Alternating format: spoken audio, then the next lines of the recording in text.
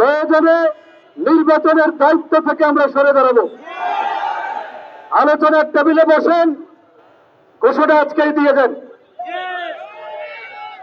হিসাবের পর্যায় শেষ, এখন ঘোষণার সময়।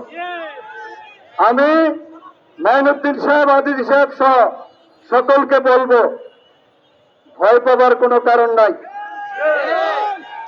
আমাদের জন্ম এই দেশে হয়েছে, আমরা এই দেশের সুশীল সমাজকে তৈরি করছি। সুশীল সমাজের রক্ষক হিসেবে যদি আমাদের গায়ে কেউ হাত দেয়, আমরা শিক্ষা প্রতিষ্ঠানের চাকা বন্ধ করে দেব। সুস্পষ্ট, আমরা আন্দোলন করতে আসি নাই, আমাদেরকে বাধ্য করা হয়েছে। কথা দিয়ে কথা রাখেন নাই, কথা দিয়ে কথা না রাখলে কি বলা হয়? আমি কি এই ভাষায় বলবো মুনাফেক? এত নিম্ন স্তরে এই সরকার যাক, সেটা আমরা প্রত্যাশা করি না।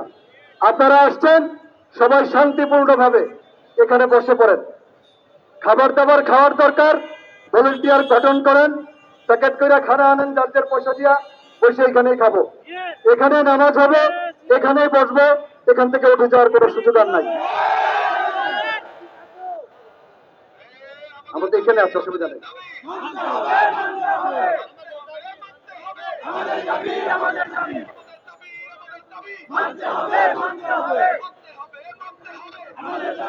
আমাদের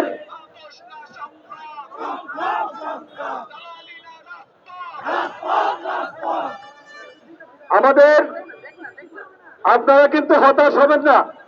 আমরা বারবার মার খাই একটাই কারণ, একদিনের নিয়ত করে আইসা চলে যাই।